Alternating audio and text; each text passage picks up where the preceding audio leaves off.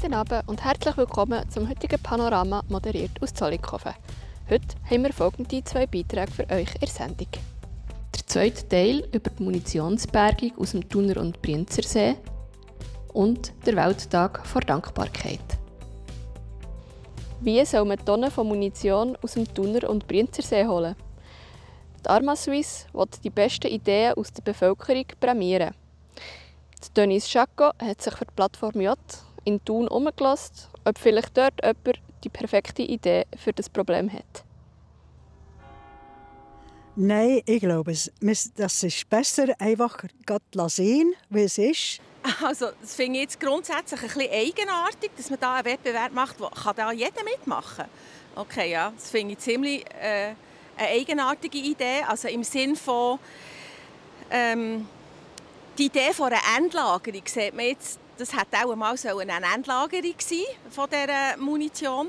Also ich weiss nicht, wie viel das ist, aber ja, das hat man. Früher hat man viele Sachen gebraucht, hat man ja in der Natur entsorgt. Das Mülldeponien, die man im Wald hat gemacht hat. Und das kann man mir schon vorstellen, dass es gäbig war, dass die einfach ins Netz fallen. So machen wir es ja heute mit dem CO2. Wir schießen es einfach in die Luft und das müssen wir ja wieder mal rausholen. Und da braucht es so viele coole Ideen dazu. Für das wären die 50'000 Steine auch nicht schlecht. Das ist gut, dass sie das machen und die Leute fragen, was sie im See haben. Aber ich selber würde es eigentlich auch lassen, weil ich weiss ja nicht, wo sie es dann hin tun. Es müsse wieder einen Platz geben, um das zu entsorgen. Und ich weiss ja nicht, ob sie es schmelzen können oder was. Ja. Ich finde es krass, wenn das nicht Fachleute machen, diesen Wettbewerb. Wenn ich jetzt könnte sagen, holt das mit, weiss nicht, mit irgendetwas machen. Irritiert mich ein bisschen, aber ja, ich bin nicht sehr militäraffin oder eigentlich gar nicht. Von dem her verwundert es mich nicht gross.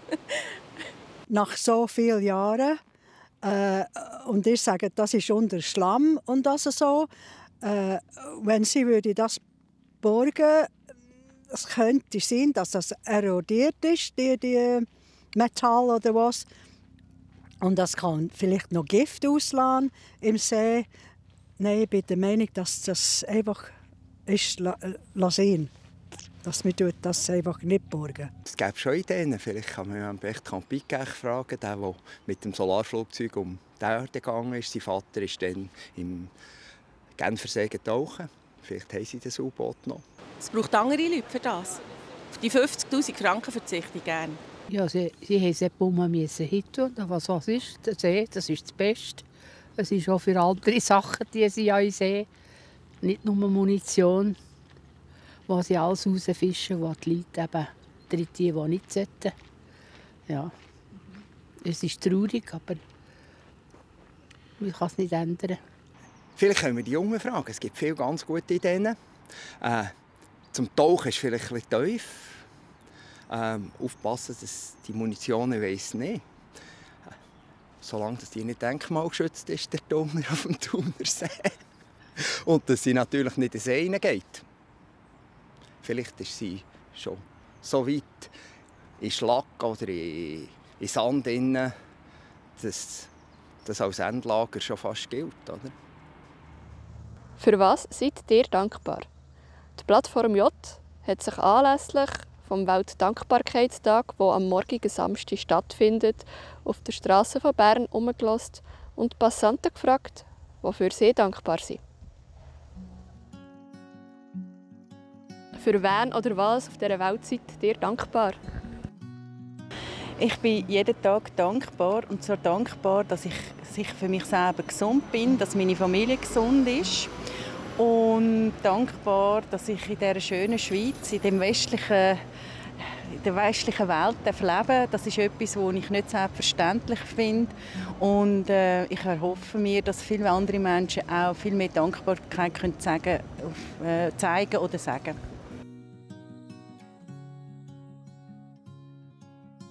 Ja, also es gibt Sachen, da weiss ich gar nicht, wem ich danken soll. Aber sie sind da, nämlich eine schöne Umgebung, eine schöne Stadt, die Aare in der Nähe. Das ist sehr schön. Nachher sind wir hier gerade beim Bundeshaus. Da bin ich dankbar, dass wir in einem Land leben, das einigermaßen gut organisiert ist, das friedlich ist. Und nachher bin ich meiner Frau dankbar, dass wir jetzt hier zusammen den Mittag verbringen. Ich bin dankbar für vieles eigentlich. Ich probiere immer jeden Tag für etwas dankbar zu sein. Zum Beispiel für die feinen Momos, die ich jetzt gerade essen konnte. Oder für, dass man gleich auch noch immer draussen sitzen kann. Ja, und genau, darum schauen wir eigentlich, oder probiere ich schon eigentlich wie jeden Tag für etwas dankbar zu sein. Ich bin wirklich dankbar, dass wir hier auf dieser schönen Welt sind. Und vor allem bin ich auch dankbar für meinen Mann und meine lieben Töchter und für meine ganze Familie. Ich finde es schön, haben wir Familie, ja. Ich bin dankbar für die Bewahrung, die ich erlebt habe, in vor allem privaten, schwierigen Situationen. Und dort richtet sich mein Dank gegen oben, Richtung Himmel. Für mich ist das klar, es gibt einen lieben Gott, der mich dort bewahrt hat. Und für das bin ich sehr, sehr dankbar.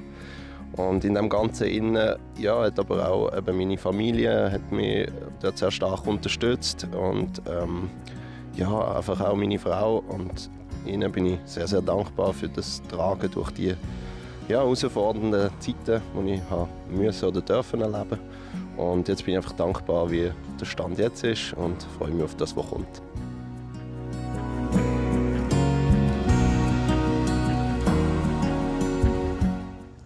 Jetzt übergebe ich kurz ins Studio, wo der Matthias Mast seinen heutigen Gast in der Talksendung «Zusammen im Zentrum» vorstellt. Schattenspiel im Sternenlicht, ein hochinteressantes Buch von Sonja Laurel Bauer. Sie ist Mutter, Journalistin, medienschaffende Chefredaktorin und hat sogar eine Tatort-Aufnahmeleitung gemacht. Und sie ist eine Bernerin. Sie ist heute mein Gast. Das war es vom heutigen Panorama. Mehr Infos zu den einzelnen Beiträgen findet ihr wie immer auf der Webseite oder auf unserem App. Jetzt übergebe ich noch zu den Kollegen von Meteo News, die euch erzählen, wie das Wetter das Wochenende wird. Ich sage schon mal merci fürs Zuschauen und wünsche einen ganz schönen Hinweis. Das Wetter wird euch präsentiert von Made in Bern.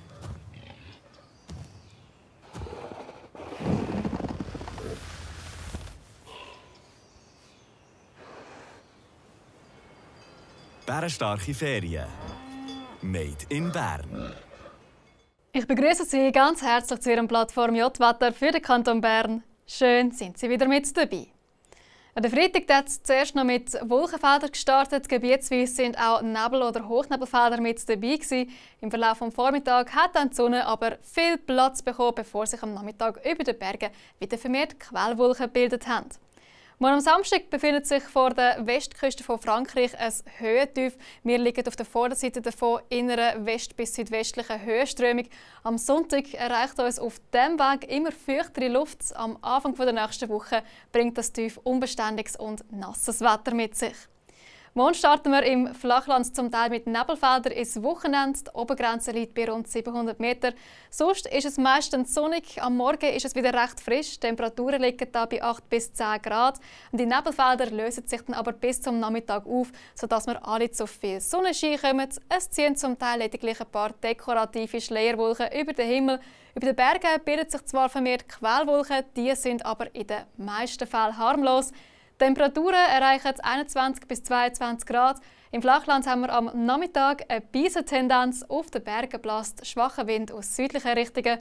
Die 0-Grad-Grenze liegt auf 3200 bis 3300 Meter. Am Sonntag ist der Himmel dann nicht mehr so blau. Abgesehen von Nebelfeldern ist es zwar zuerst noch recht sonnig. Im Tagesverlauf kommen von Westen her dann aber immer mehr und dichtere hohe und mittelhohe Wolkenfelder dazu. Bis zum Abend steigt das Regenrisiko vor allem in den Bergen leicht an. Ja, mit dem Tief, das sich uns nächste Woche nähert, geht es dann auch wechselhaft weiter. Am Montag ist es wechselnd bis stark bewölkt und gelegentlich nass. Am Dienstag ist es vorübergehend freundlicher. Da haben wir eine Mischung aus Sonne und Wolken. Es regnet höchstens vereinzelt ein bisschen. Am Mittwoch da dominieren dann aber schon wieder die Wolken. Es dürfte wahrscheinlich aber nur örtlich ein bisschen regnen. Und am Donnerstag da sieht es dann ungemütlicher aus. Es ist windig und aus heutiger Sicht regnet es zum Teil auch kräftig. Ja, und damit war es das von meiner Seite. Ich bedanke mich dafür, dass Sie zugeschaut haben und wünsche Ihnen noch eine ganz gute Zeit. Ade miteinander.